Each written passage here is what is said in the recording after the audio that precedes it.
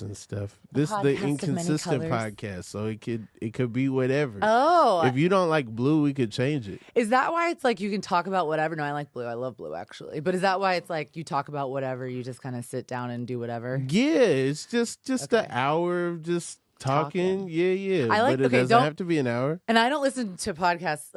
We're not recording. I don't know why I'm like, but I don't listen to podcasts. So I don't before I go on them because I like to just vibe. I got you. Which Okay. literally people on Doughboys were like, it's clear Niccole doesn't listen to the podcast, but it's so fun because she's just there. Yeah. And so I like only have seen the clips, and so I'm like, I think it's just like Got hanging you. out, right? Yeah, no, it's just like hanging out. Okay, cool. Yeah, it Yeah, seems yeah. fun. I like that kind of podcast because I like to just talk. Obviously. Yeah. Let me know when you're ready. I'm ready when you are. Uh-oh. You ready? I put a mint in my mouth. Let me chew it up real quick. All right. No rush. Okay. I just don't want to be crunching.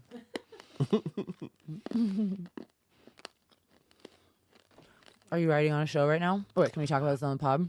I mean, I guess by the time it comes out, it came out. Yeah, I'm writing on the NFL honors. Oh, cool. Yeah. Okay, you do a lot of sports. That's great. that you can do Sometimes, yeah. Getting the sports that. I said, bag. get me off these ESPYs. I said, thank you, but I can't believe y'all hired me. I should have known better, and they should have known better, but they were being nice to me, and I was like, I'm so sorry. I'm just here again. Yeah. But hey, man, I like being there. One of the funniest things is the MLB All-Star game was on, and like we put it on the monitors instead of like looking at like rehearsal or whatever, and then you grabbed the remote and like turned off the All-Star game. And all the sports people were just looking like, what are is she you doing? doing? They hate me. You're like, but I didn't know. I The have never choir's been rehearsing so right now. lost. Like, in my whole life, never felt so lost as I did that whole, month or whatever. 2 weeks. It was like 2 weeks. And I was like, please kill me, get me out. And I was like, I love Bennett. I loved that being there. Everybody was amazing, so nice. But I was like, it's so clear that I'm like the personality hire that like doesn't really. I didn't know anything about sports, and it's like I can write about. How, football is like a relationship, but it's like, you can only put so many of those in before you're like, let's get back to the sports. Well, and it was a tough year because it was an athlete host. Yeah. Oh, Like other years, there will be somebody and they're like, I'm the fish out of water. I'm not the athlete here. Yes. And you kind of like need that perspective. Like what is the person flipping through the channels? How do we keep them on ABC? Right, right. But that one, it was like, it's Steph. It was Steph. Yeah, and it was Steph. And everybody knows, I feel like, so much about Steph. And stats is everything. We know his kids. You know his whole family. And you know all the Yeah. references about their family. I don't know those references. Because, are we recording now? Are we recording? Is this a podcast? Okay. It's like whatever. But that's fine. No, but I like literally, first of all, I mean, I'm just. It's fair to ask if this is a podcast. Yeah, I'm like, that is fair. Hello? Oh, shit. Hello. Is this even a podcast? I don't know. They just locked the door. Why'd you lock the door from the inside? The door is not locked. Also, it is cracked. I can leave whenever I want. Okay, it is. Oh, yeah, it's cracked. Okay, I'm free. Yeah, I don't want that getting out. Hey, Rob be locking his guests He in locked there. his They be guests in. trying to leave. Help me. I'm clapping. I'm doing. If I do this, y'all know I need help. Okay. So wait, no, what are we talking about? Oh, wait, but with Steph, it was like, and I knew his family, but like to me, they were just this like a perfect little family. Da da da. And so I was like, okay, I get it. Well, they are that. But I don't, because I'm not. To be honest, I don't normally tune into that like on the internet. Like I love Sierra, but after a while, I was like, okay, y'all are too cute. Like you and Russell Wilson are too cute for me, and I just like I want a little sexy. I want a little you toxic. don't like cute? I like toxic. Toxic? I don't want it anymore, but I like it and I gravitate towards it. Got you. And so they were like, so I didn't know their family that well, but then I was like, oh, everybody knows like Riley and all the kids and all their little quirks and yeah. I had to learn about that. Wait, are you gonna play like song? This is me. What does Britney Spears do in that? She doesn't do anything. She's like. This is the Inconsistent Podcast with Rob Haze. We got Niccole Thurman in the building.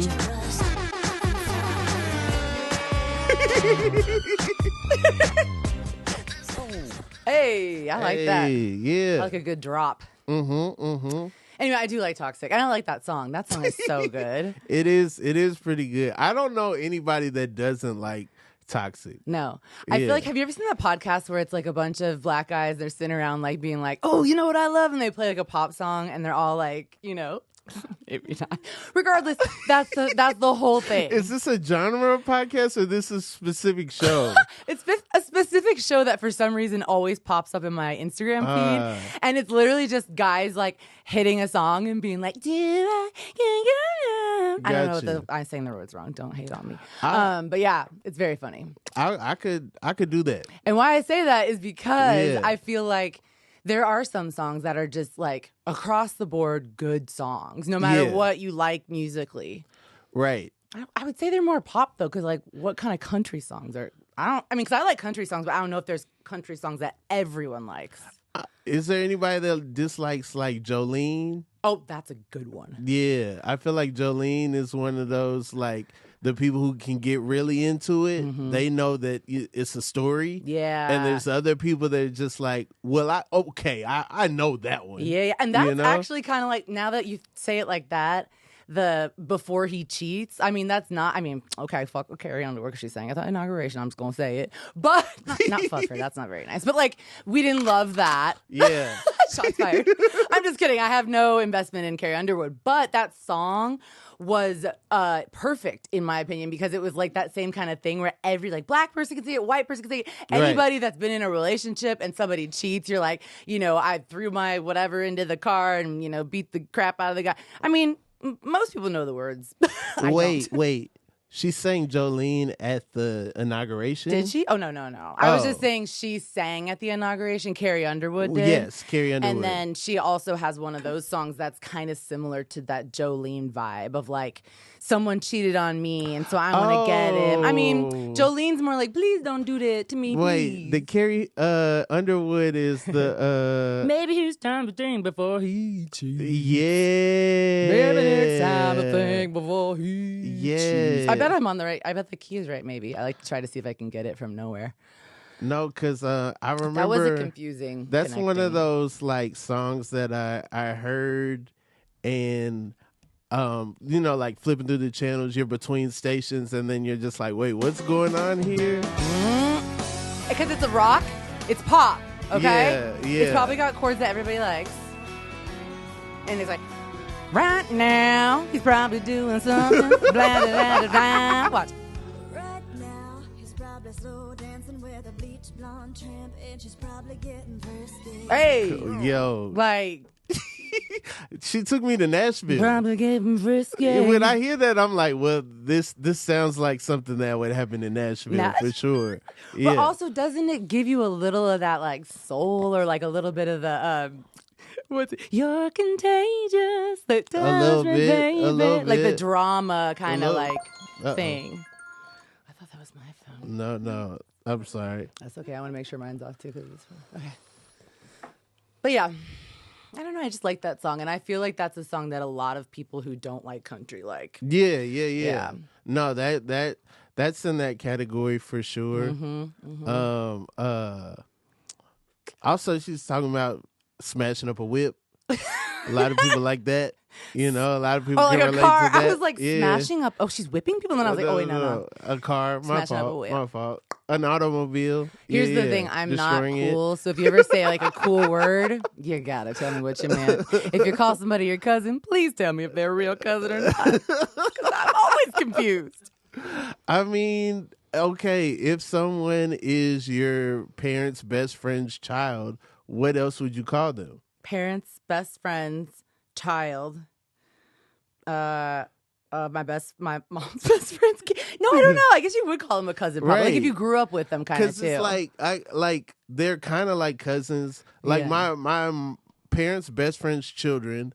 I knew them before I could select who I hung with. Yeah. You know what I'm saying? Like I knew how them, family is, how siblings are. Even. I knew them like baby. Yeah. Babies together. You know what I'm saying? My first interactions are with my parents' best friends' kids. Yeah. You know what I'm saying? With other kids. Yeah. And so they like my cousin. I think, you know what that is a different type of like parent maybe. Because I think my mom, she didn't have, her best friend was like long distance, so that makes a difference. Okay. But then also, it was more like she had us as her crew, I feel like. And so we were a crew. And I think that maybe is why my us? brain is like me and my sisters. I had Okay. 2 younger sisters. Oh, got you. And so I feel like it's like, we were like a crew, and so to call somebody our cousin and be like, no, you have to be related to us or else you're not in our crew. But that's not a very nice way to think.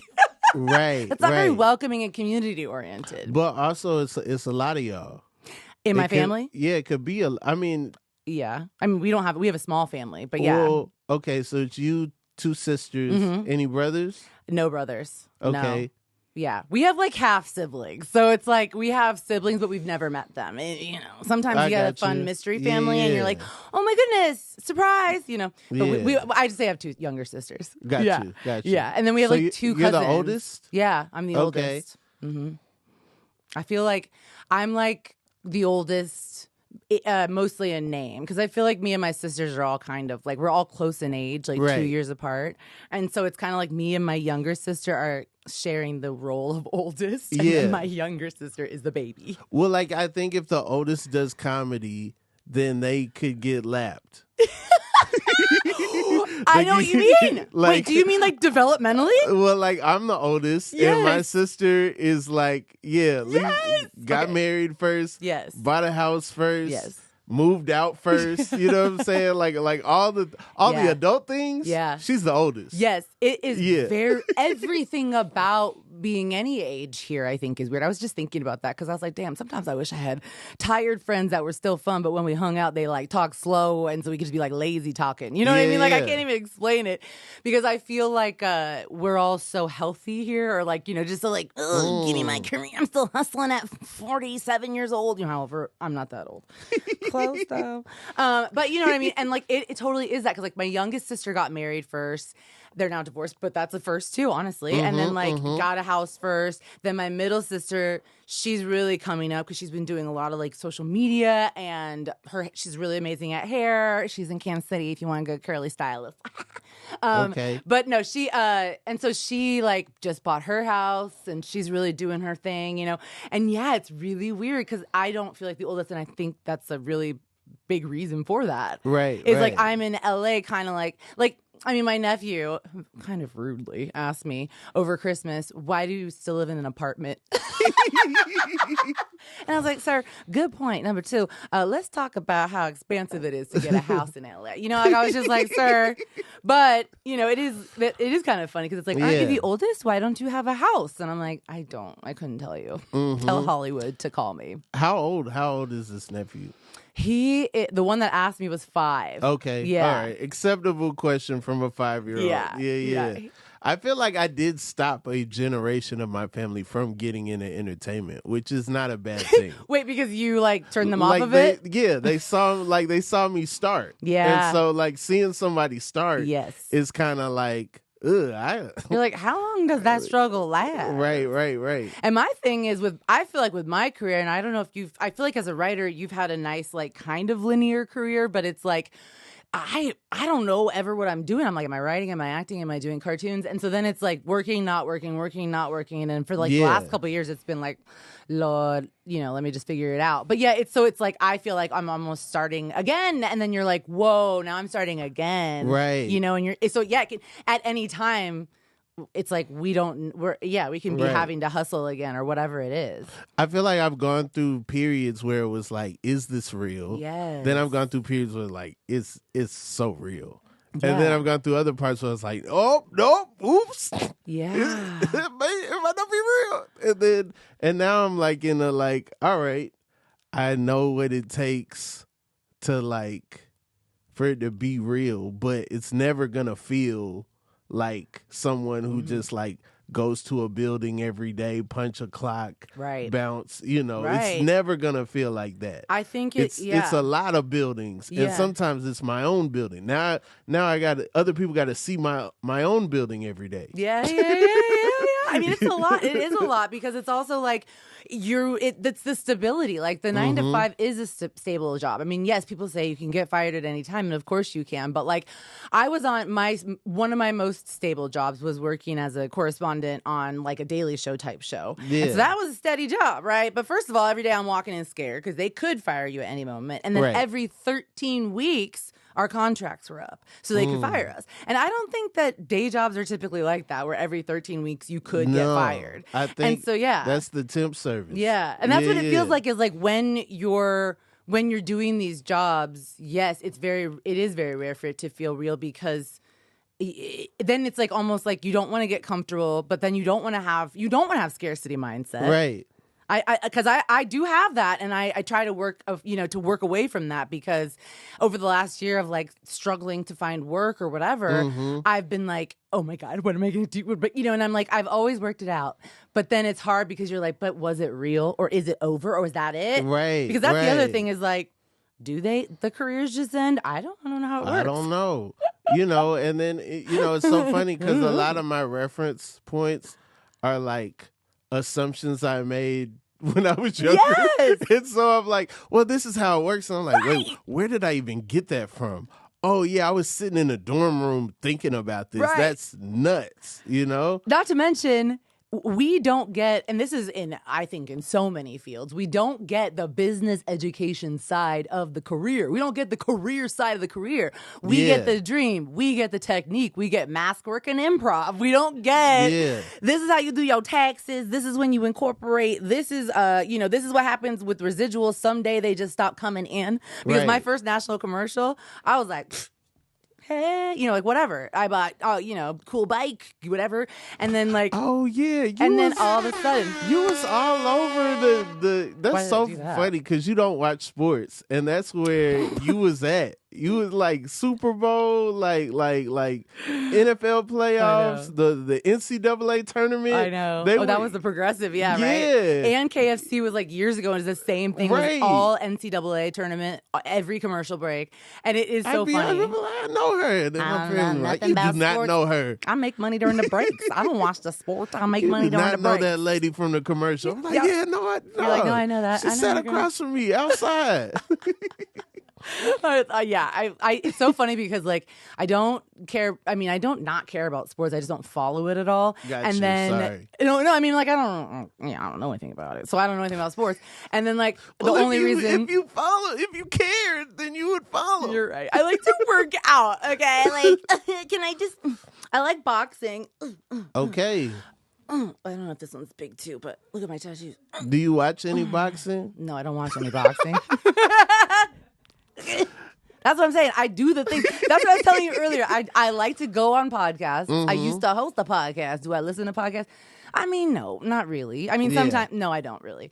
I don't. So anyway, it's the same kind of, and then like, I have never been to a strip club in my life, but I played a stripper and then I'd been to a strip club. Like that. It's like these weird, like where I've never done the thing or I don't know anything about it, but acting brings it to me. Now I've been in a strip club. I feel like the strip club image on television has really changed because I was watching a Beanie Siegel video last night. Those were just like ass shaking, right?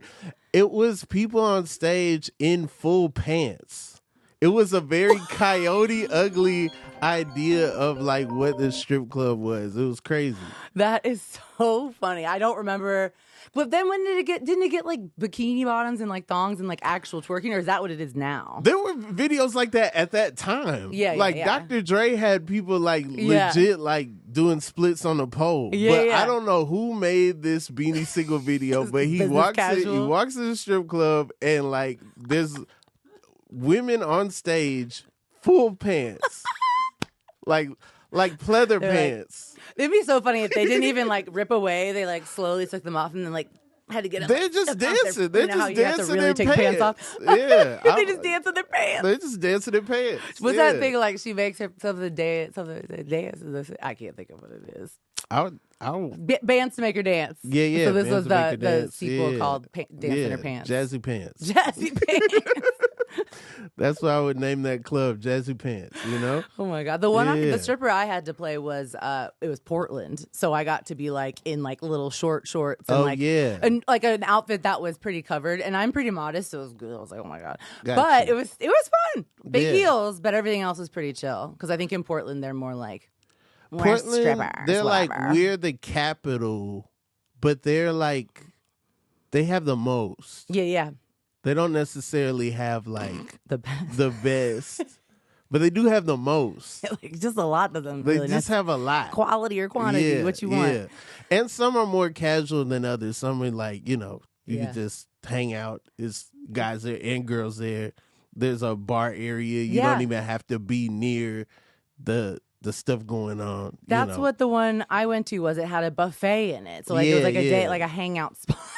Mm-hmm. But yeah, and there's one that was like a vegan one. And then do you remember during vegan this is in one? Portland, right? Okay. Like, of course, right? I gotta have a vegan strip club. And then there was when the pandemic first hit in Portland, of course, there was the drive-through strip club. Do you remember that? Oh, okay. I know that Atlanta had that too. Magic City had a drive-through. Yeah. Isn't that like the strip club? Like that's the one, or is it Chocolate City? What's Chocolate Magic City is Okay. yeah. Yeah. That's it. They Famous Wings. One of the NBA players got suspended for the bubble for like going there and getting wings. Now the wings are named after him. Lemon Pepper Lou, the Lou Will wings. See, he knows stuff about sports. That's why he's good at writing sports. I don't know none of that. Right. Lemon Gotta Pepper Lou. Bring it back to sports, but Portland is wild though, and it was already wild before weed was legal. Then like weed was legal first, flower, then edibles. Now all drugs are legal in Oregon. Like every drug is that like Yeah. you mean like meth is legal? It's all decriminalized in the state of Oh Oregon. my God! But isn't that, I feel like Portland is And the they city. aren't on fire. Okay. It's Okay. been, like this started in 2020. They okay. I do think there when you see like hey, look at what people like with the fires that happened. Right. It was like look at how quickly everyone can come together and do something for each other, right? Right. And get each other fucking set, right? And like maybe we should be doing that for the people that have tents on the side of the streets while we're at it, because we can do it pretty darn quickly.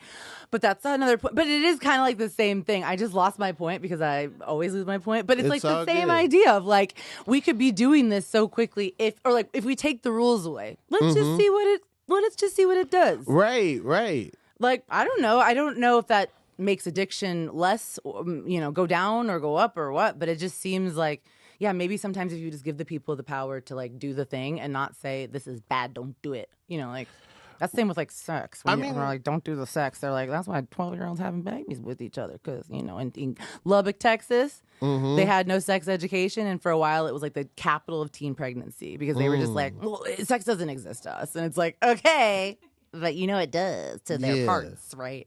I Anyway. mean, like, I feel like they don't advertise it in Oregon. Yeah. But like, because it's not like people have just flocked there for touristy reasons. Like, oh, I'm just here to do the drugs legally. You know what I'm saying? Yeah. Like, people were gonna do drugs. The law wasn't gonna stop them. Yeah.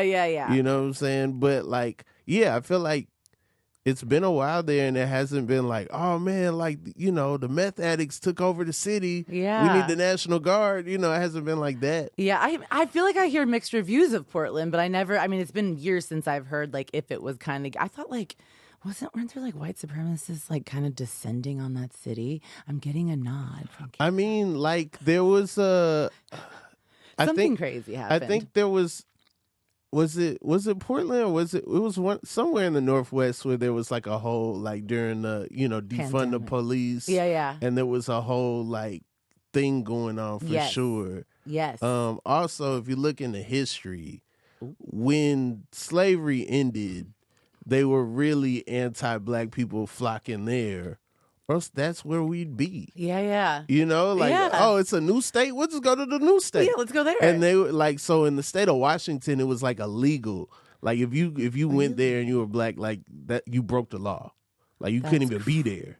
After slavery, they were still like, but we still have we're like, after slavery, we're not ready new for just state, hanging and they're out. like, we got our own laws. You don't even come over, don't cross the border. That's against it's like a the sundown town, except for it's the whole state almost. Sun like that up kind of and vibe. down. But yeah. 24 hour sun. Sundown, moon downtown. Don't be near it when there's weather. Just don't go. Yeah.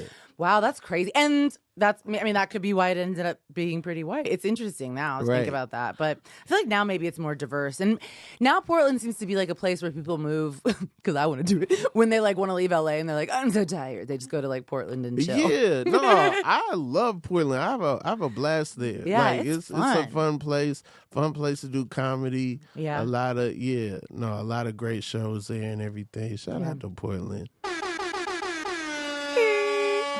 I love that air horn Niccole, sound. what's your favorite color sky? Oh, geez. You know what? I like it when it's pink, I think. When it's like that cotton candy after a rain or something. Oh, yeah. Yeah, that's my favorite. How about yours? I'm in the same. I like a sherbetish, like a orange mix in there with the pink and the purple, but same kind of thing. Yeah. Yeah. We get lucky here with good skies good and good skies. sunsets. Get pollution. I know. Them chemicals really shine in the night, you know? They sure do. Listen, they light up the night sky with the gas of the factory. When that sun comes down and it mix with them CFCs, the sun hiding behind it. I'm telling you. Chemtrails. Ooh, it's gorgeous. Look at that pink chemtrail. It is weird because I do feel like when the weather is the worst or the smog is the worst, that's when the sunset is the prettiest. Or like when there's fires, sometimes you're like, okay, it's kind of nice out for a minute. But it's like, yeah, it's for a weird reason. Right. It's weird living in California. I mean, it's like, especially now when everything always feels so crazy. Everything feels like catastrophe after catastrophe, or like, oh, we had a pandemic. Oh, we're better now. Oh, now we have 2 strikes. Oh, you know, like whatever it is, and like life just gets crazy. People getting robbed on the street. Yeah, people getting robbed on the street. Like everybody's crazy. Landlords raising, rent 8 times or whatever it's supposed to be. Right. Everybody's losing their dang minds, and so it feels crazy living in California sometimes. But I'm such a fan of it. Like I always, and I'm surprised by that sometimes even too. I think I feel the same way. Like but I forget that. Yeah. Like I'll watch an old movie that I used to watch when I was a kid and be like, man, I can't wait to be out there, man. I'm gonna be out there one day. I'm gonna be at that donut every day. Yeah. And then, and like now I'm like, oh man, I pass stuff all the time and I don't even think about, like it's like, I'll walk on the street and not look down at the stars anymore and that type of stuff. And it's like, there was a time where I was like, I'm reading every star. Okay. They were in film. They got a TV. They got a, you know. I thought you were talking about like that. I'm reading the planets and stuff. And I was like, I don't know. I could even see them because the smog up there is just covering them. But no, I mean, yeah, I feel this. That's how, you've lived in New York too? Or yes, yeah. It's kind of the same thing where you're like just going to work and going home and you're like, geez, sometimes I miss it all. I think for me, the only thing that makes it so I still have that is like going on walks with my dog, or like when I was in New York, I loved to just like go from like the Lower East Side all the way to the Upper West Side and then just like walk back down or take a train or like whatever. I feel like if you're not walking, then you're not, because that's the only time, if you're not listening to music even too, where you're like looking up and you're like, oh dang, like it's kind of cool actually. I've only done that a couple of times, but that was because I just wanted to see it. Yeah. But I didn't do that a lot. I did a lot of walking when I was in New York. Yeah. I walked a couple bridges, walked the Brooklyn Bridge, the Pulaski Bridge. That's an experience. The Pulaski Bridge is by my old apartment. I miss New York. But yeah, I know. I don't know. I thought when I came back here, I was going to be like, well, in LA, there's a lot of things about it I don't like. But at the same time, like, I like all the houses. They're all different and cute and like the sky and everything. It's just a nice place to live. And I feel like I'm like healthier here than I would be, obviously, in New York. It's like if a bar is closing at 5, how can you be healthy? I mean, right. No, unless you stay at home. It's a like ghost town at night here sometimes. And that was my complaint when I first got here. I was like, yo, this whole city shuts down. Like, I know. No wonder they had Diddy's house. It's the only thing open. But you know what I'm saying? Like always now, open. Yeah. They're like, oh, God, we got to go to Diddy's house. It's the only thing open right now, y'all. He stay open till 6. He's the worst. He's trying. You either go to a diner or Diddy's. Diner or Diddy. Oh, my God. That's a reality show where if they lose, they have to go to Diddy's. You win, you get taken out to a diner. You get whatever you want. You lose, you go to Diddy's house. No, but yeah, I felt the same way when I moved here. And I was like, everybody parties at houses. I used to hate house parties. I used to hate them. Now I'm a little older. My back hurts. I'm fine with it. But like at the same time, I love going to bars and just meeting random people. I don't want to always see the same like 10 people. I like a cracking house party. I like a house party with a lot of people. Yeah. And then when you bounce, it's not a problem. Right. I don't like a house party where it's like, I'm going to have to say bye to everybody individually. Like the group is just way too small. But have so many conversations on the way out. And it takes like another hour just to get out of there. Yeah. My solution is I do that with like 3 people and then I'm like, I'm going to get out of here. And I just leave. Like I don't like make it make sense, but I just run out. I'm the person that gets dumped on.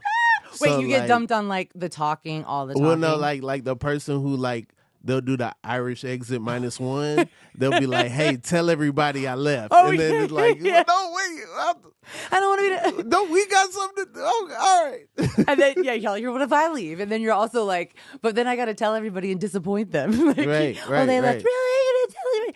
Yeah, it's a lot. My wife's a bit of an introvert, and like she's ready to bounce at all times. Yeah. But then sometimes she'll be like, "I'll just leave, and then you could stay." Yeah. And then it's like, no, because that's gonna be the whole thing. Yeah. Every time, where's your wife? You let her leave? Yeah. She got in the car. Blah, blah, blah, I know. And people always, when wives stay home, especially, I feel like are always like, "Where's your wife?" And they're like, she's not like she just wanted to stay home. Right. Oh, well, she doesn't like anybody. It's like, no, she just doesn't like going out. Like not everybody likes going out all the time.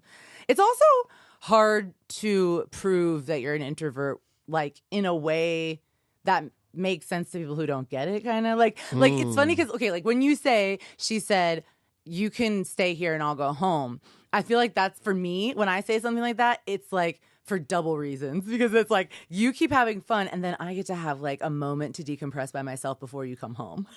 So then it's like you win twice, and then you win because you get to stay at the party. I'm always like, I'm always taking it like, I'm trying to leave you, and like she should like, storm out and make a big thing of it though. Make it look like a fight every time. No, that would be terrible. Ladies, that would be terrible. Make it look like a fight every time. Men love it. Don't do it. Just Don't kidding. do it. Don't ever listen to any relationship advice I give, because I love toxic. Remember? Mm-hmm. Call back.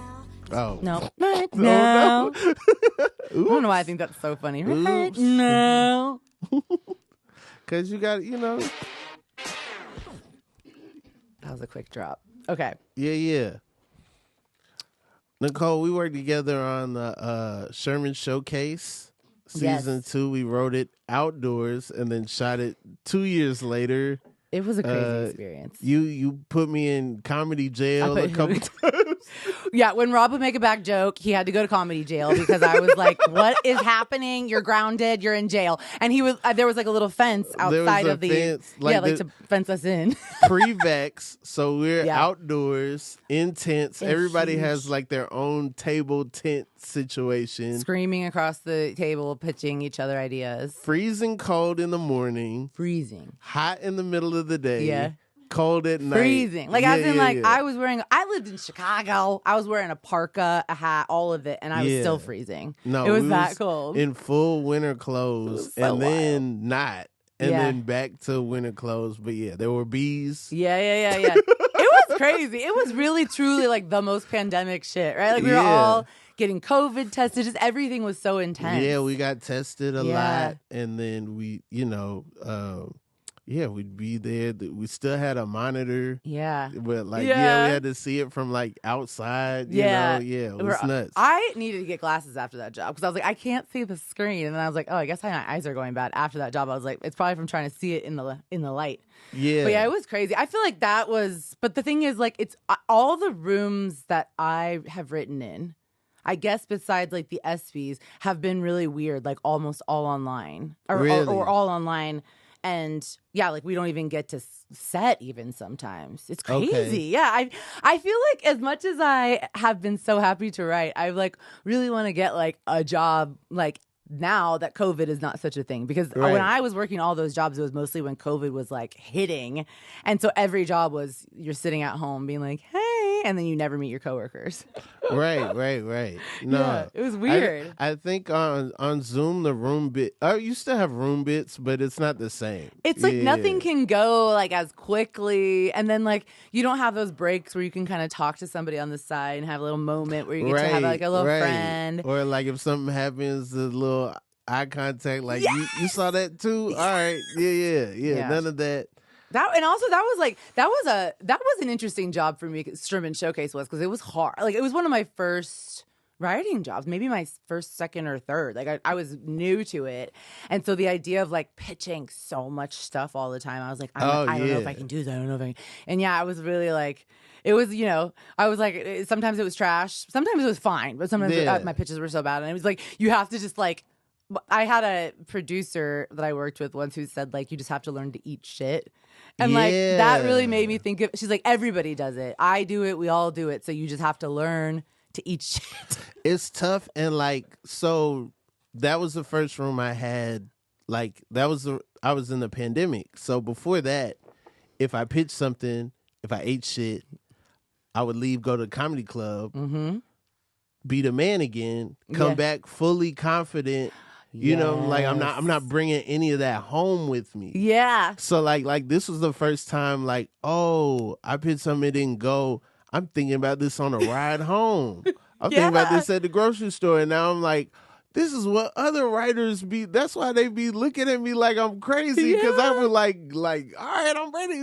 Like, yes. Yeah, but some of that is because I realized, comedy inflates my ego a little bit and like gets me back to like being like, I'm the man. I could do the jokes, Well, I think it keeps you sharp, first of all, I think, because it's like you're constantly having to think with that brain of like, how can I turn this into a punchline, or how can I turn this joke that I had and make it hit harder, whatever it is. So then you're automatically in that brain, which is good. But then there is something to be said about who we are, performers, and how we need a little every now and then. Like, because sometimes you do be forgetting. Like, okay, I just got a new voice. So first of all, like I told you I would talk about anything on the pod.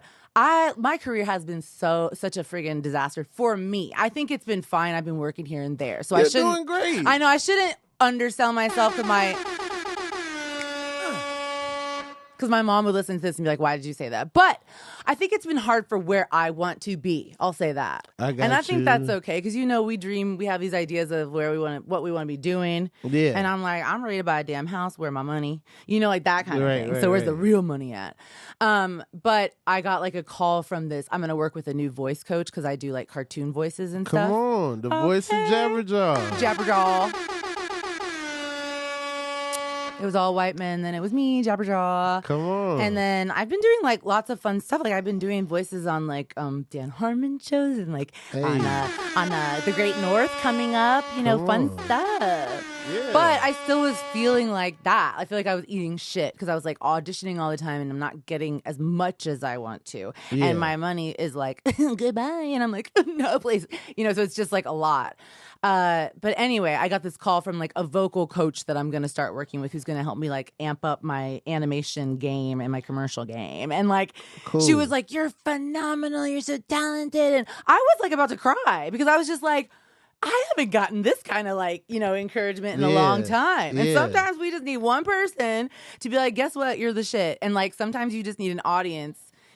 You need that gratification immediately, especially because there is something about a writer's room where it's not only, why are you talking? Or like, oh God, like this is a bad idea. But it can also be like, I want to beat them. I want my idea to be better. And I'm not saying, not every writer comes into it like that. Yeah. But, not everybody's always like ready to like, let's fix your idea and make it more fun. You know what I mean? So it can be a little bit scary in that way. And sometimes you pitch and it's silence after and it's like, you just gotta sit there like, okay. Like you literally just have to sit in it. But anyway, so I think that probably is what keeps your like spirits up or keeps you knowing like I can go back in the room tomorrow and like pitch what I want because I know that I'm good. Yeah. It reminds you. And like I don't think it's always got to be other people reminding you, but I think that helps. No, that is true. That is true. I never think about that until that time. I do feel like I don't know if I am I like generating premises, but I do feel like other people can come through and like slam dunk it. Yeah. You know, there are times where I feel like, you know, I can throw it up, but somebody else could like, Yeah. you know. I feel like that a lot, but I feel Go like crazy. you're always good at pitching to me, because I feel like Rob is good about like seeing the joke and knowing what it is, simplifying it, and then saying it. And I'm like, okay, so hear me out, but give me a second. What if, you know how that thing that grandpas do when they have like a lot of nose hair and everybody's like, what is your pitch? No, but I think that, yeah, it's like, I think that I'm the same. I feel the same way, where I love to come up with ideas. I love to come up with jokes once we've got something going. Like, I love to be like, let's say this and this and this with dialogue. But yeah, I always feel the same way, where it's like, I wish I could just throw it up and always know someone was going to be there to dunk it. Because I know it could be a great idea. Right. As long as we have that, you know, yeah. Yeah. Niccole, where you from? Kansas City. Kansas City. You grew up there? Yes, in Kansas. Yeah. I mean, what is that like? Is that It was cool. It's funny. My middle name is Dorothy, which I think is funny. Okay. And that was just like a coincidence, because my grandma's name was Dorothy. So then I got that middle name, but I'm also from Kansas. It was like, okay, we're being cute now. But no, it was cool. It was like a regular suburban kind of upbringing, and like not super interesting. It was interesting having like, I was just talking about this with a friend. You know, being biracial and living in like Kansas, and like my mom is white, and we were only really around our white family, and then mostly white people in Kansas and like some black people. It was just like this weird experience where you're like, you don't really think of yourself as like one thing or the other or anything, and then you like move and you go to Chicago, or like where I went to Chicago, and like you discover everybody from Kansas City moves to Chicago. Because I was like, I've been in New York and I do love it. However, I'm tired and scared. You know, I don't want to be. That's too much for me right now. But although all the comedy people I know from Missouri did spend time in Chicago. Yeah, I don't know anybody that like Missouri somewhere else first. Yeah, I don't know. I think, well, first of all, Chicago is such a great comedy town. I mean, it's Second City and just a lot of stand-up. But it's really, like, I think a destination for people who dream of working in comedy their whole life. And so I think that's how it works. But yeah, it's a nice place to live. And it's a great city, too, because it's like a city, but it doesn't feel overwhelming like in LA or New York. It feels a little bit more palatable, I guess you could say. Got you. But yeah, I feel like that, like growing up, moving to Chicago, just you kind of discover your identity a little bit more as you grow up. Because I was talking to a friend and I was like, oh my God, I thought you always were like super comfortable with like your, you know, being black and da-da. And she was like, I didn't know who I was until like very recently. And that comes from kind of like that suburban upbringing, I think, kind of like, gotcha. No hate to it. I liked it. But yeah, it's like, it's kind of interesting to like grow up in a place like that, you know? I grew up in a like suburban kind of area until I was like 7, and then we moved to Atlanta, and it was suburbs, but it was very different. Yeah, because I was in near Orlando, Florida, and like in Atlanta. Wait, what? 1 to 7, I'm in Florida. Suburbs, age. TV, everything feels I was like 1 to 7 o'clock. What? This is tiring. Then you go to Atlanta. Oh, like you eat dinner and then you eat on the plane. And hey go man, sleep. I got to get out of here, man. I got first grade tomorrow. I got to See now, you know. I told y'all he could pitch clearly, but he said something I didn't understand. I mean, no, that was clear to probably everyone else but me. Now go on. So 1 to 7, you were in Orlando. Yeah. I'm in the Lake Mary, Florida, outside of Orlando. Very, very suburban. Very much what you see on you know, sitcoms and stuff, like that type of life. Yeah. Then we go to Atlanta, still like suburban or you know, technically in the city, but totally different. Yeah. You know? Yeah. And so I think that affects me, and I often think, what if we never moved? Who would I be? Yeah. What would I like? Yeah. What would my perception of the world be? You Right. know, what would I have missed? What would I have, Yeah. you know, been into? What kind of student would I have been? It's so, yeah. it could be a completely different path. I always Right. think that's interesting too, because like I'll be, I know people, but like kind of peripherally that are still there that have maybe grown up and stayed in Kansas or Missouri. And it's like, you just see those little moments of difference where you're like, Right. we're totally the same because we're still friends and da-da. But like, oh, I see that little thing. Or like, there's that one little difference or that one like, thing we might, disagree on, or that I say that sounds crazy to you because that's a really direct or, whatever way to say it. You know what I mean? And so I feel like that's interesting because you notice that. Because I wonder the same. I just can't imagine it because my thing I think was always, it's like I never like dreamed of being an actor, but I think once I realized I wanted to act, I was kind of just like, oh, well, I have to go to New York. Or, New York, because I wanted to do theater when I was younger. So I was like, well, I have to go to New York. So it always felt like there was the next step coming. But yeah, I always wonder what it would have been like to just stay there, maybe do theater there, whatever it was. Yeah. Because, you never know. Like, because I wonder if you would have done comedy if you wouldn't have been in Atlanta. I mean, stand-up, too. Right. I mean, maybe. Yeah. I feel like, I still knew about Fozzie Bear and like Seinfeld, like I knew about stand up a little bit, but it was early on. Yeah. Who knows?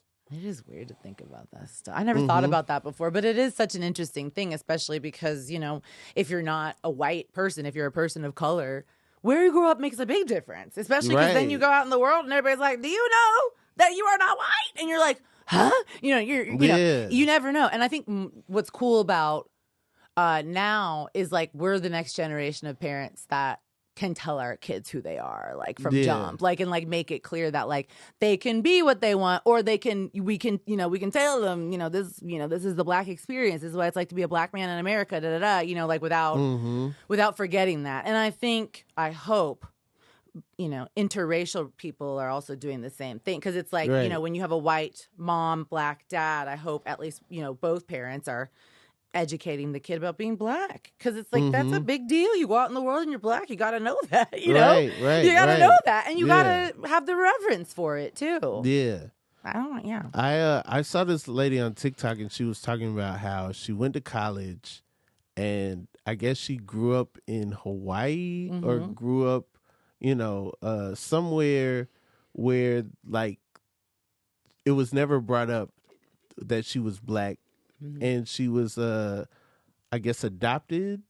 Oh, is this I've seen this. So it's like a transracial adoption, and they were like, "You're white," and then they were like, "No, you're just really tan," and they're like, "You just have freckles," like that. Yeah. And then it's a she documentary, like right? No, it was. I don't know where it was from, but I just saw it on TikTok. Oh, okay. But then she was like telling people like she went to college, and then the girls in college was like, "Nah, girl, you Black. Like this what you need to use. This is what you need to do." Blah blah blah, and it like changed her life, her racial identity, and everything. And it's it's one of those things where it's interesting where it's like I don't who even knows?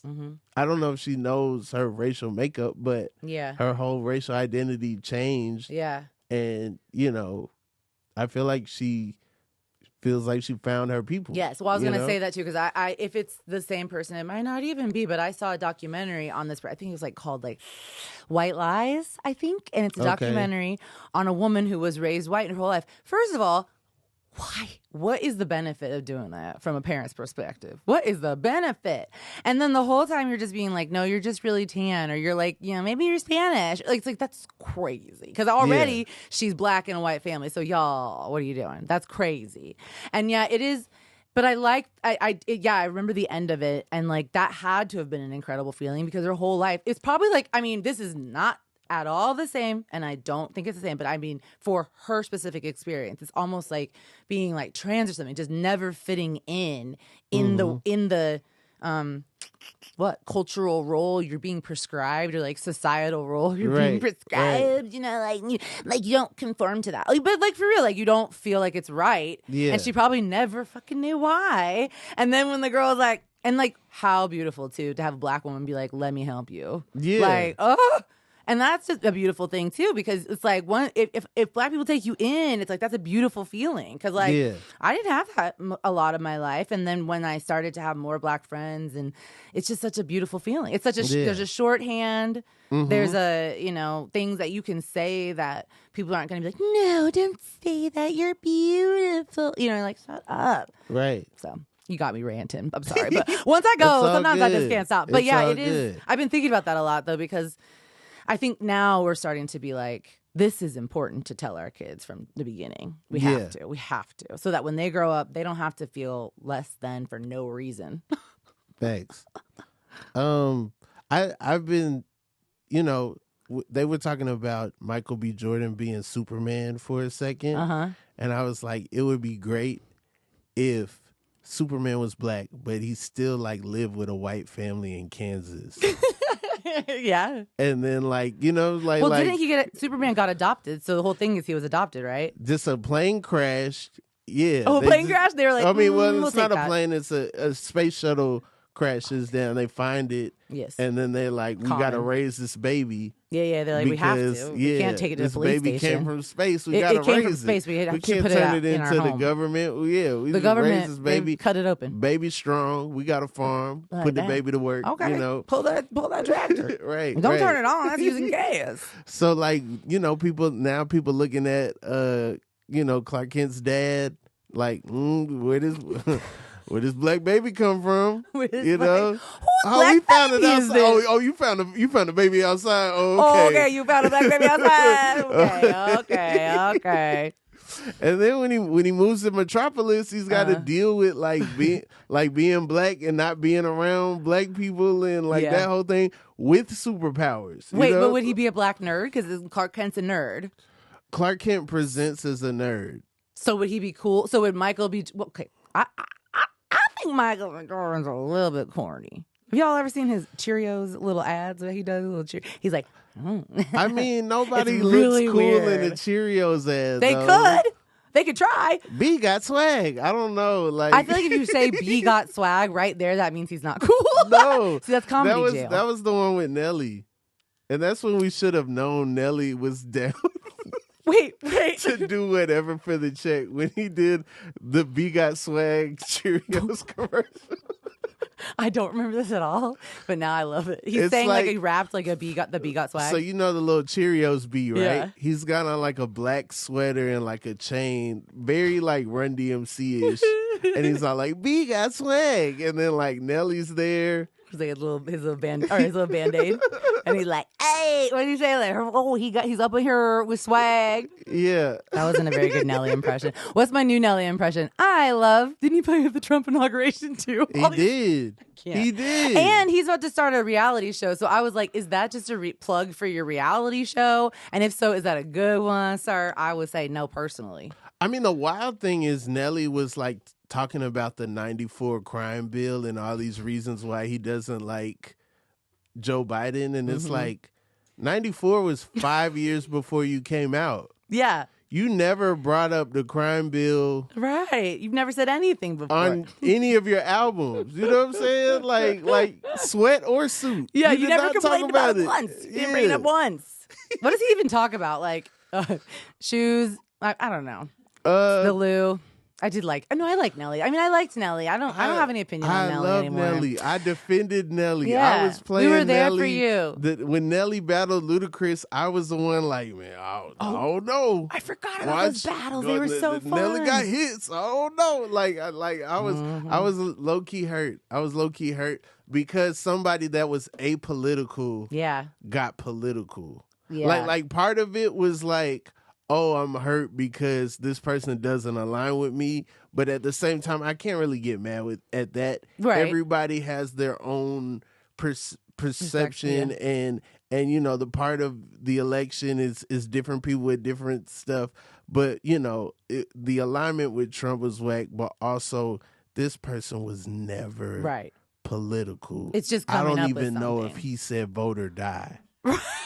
You know what I'm saying? He couldn't even hashtag. I don't even know if he was like he was just always just kind of like apolitical, asocial issues, and I'm cool with that. But don't now jump in Yeah. and try to preach to me about why Yeah. Joe Biden's bad when he didn't even run. Well, yeah, and I think it's also, I never know with these things. Sometimes it just feels like a celebrity from the 90s just like pops up and is like, black people are gangsters, and then like goes away, and you're like, what the fuck was What that? happened? You're like, Rob Schneider, why are you here? Come on. And it's black because people love Rob Schneider. Fuck you, Rob Schneider. That was the thing. I don't think, was he was racist, right? Or was he? Did he say something racist? I can't even remember. I was just. Oh, he's been wild. I remember he said something. Yeah. He hasn't said anything too crazy. Yeah. But he's been letting it know what team he plays for sure. That thing where you're, God, I had a teacher at a workout place where I was like, I can't keep coming because he'd be like,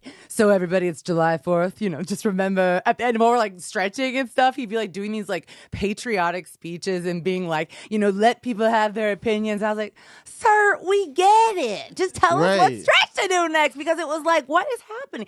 But that's what I was saying. It's like, I just feel like the older celebrities, I mean, it truly is, there is no such thing as bad publicity. And people know that. There's that too. So I think that they're like, listen, the numbers will go up on my Instagram regardless of what I say. I mean, there's evidence to that. And so sometimes I don't ever know, like, why are you all of a sudden saying it? Maybe because he's like, oh, this will be a good, bump, and then people want to watch my reality show. Right. And I'll get the type of people I want hearing my jokes at my shows. Well, that too. Yeah. Yes, y'all love Deuce Bigelow, but stay at home. No, that's true. I gotta say some shit. I'm gonna say some stuff that's gonna cause some problems. Yeah, yeah, and like I don't want problems. And I don't want problems. So leave me alone. In person.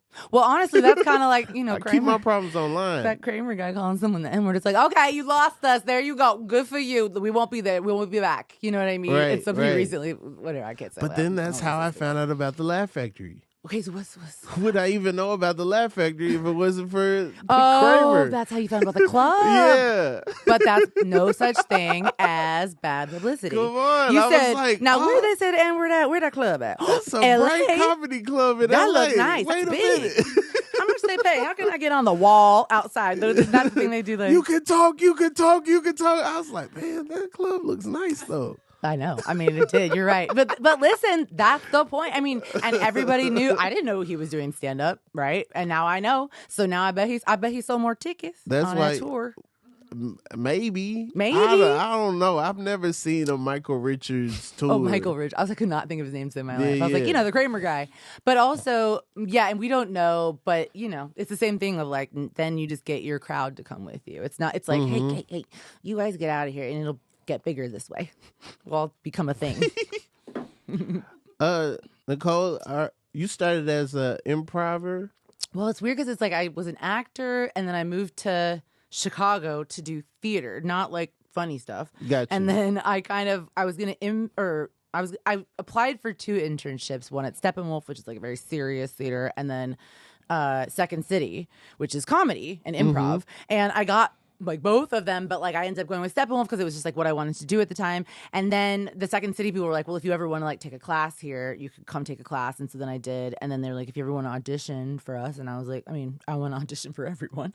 So I gave them my headshot and auditioned, and then I just started working with them. Like it was like just very quick, but it was one of those things where it was like just the right fit, Okay. Yeah, that it was one of the, like, it's like, how sometimes things fall into place, and you're like, oh yeah, okay, that was where I should be acting, comedy or whatever, yeah, because it was my obviously my personality is effervescent, I guess you'd say, a lot, overwhelming. Some man said recently, no, but it's like I think it was just kind of like that, and it was interesting because a lot of people come up and they come up wanting to do comedy their whole life. And I think that's most people in comedy.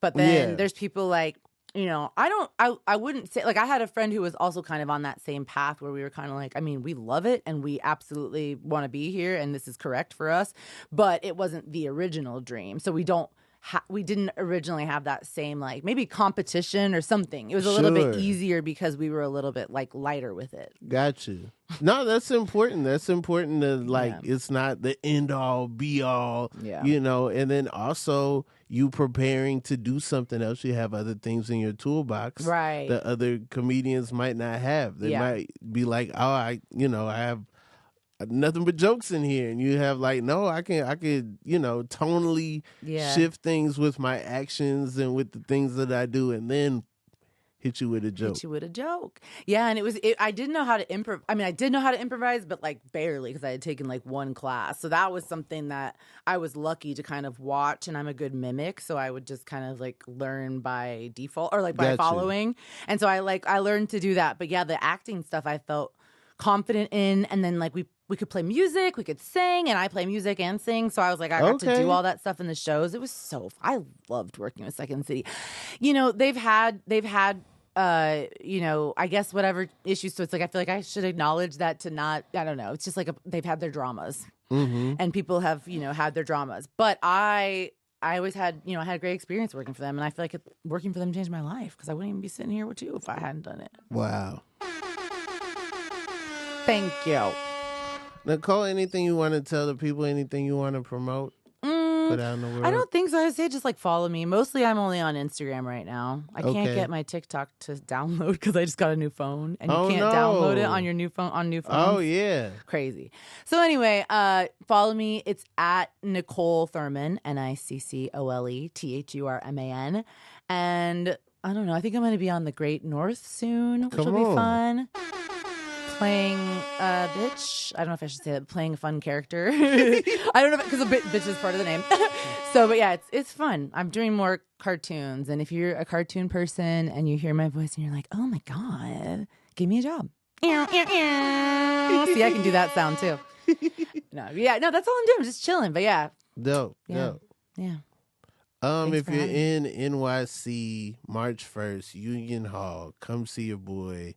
One night only, but I will be in NYC doing all kind of podcasts and shenanigans. But Union Hall, March 1st, be there. Ooh, Union Hall. I love Union Hall.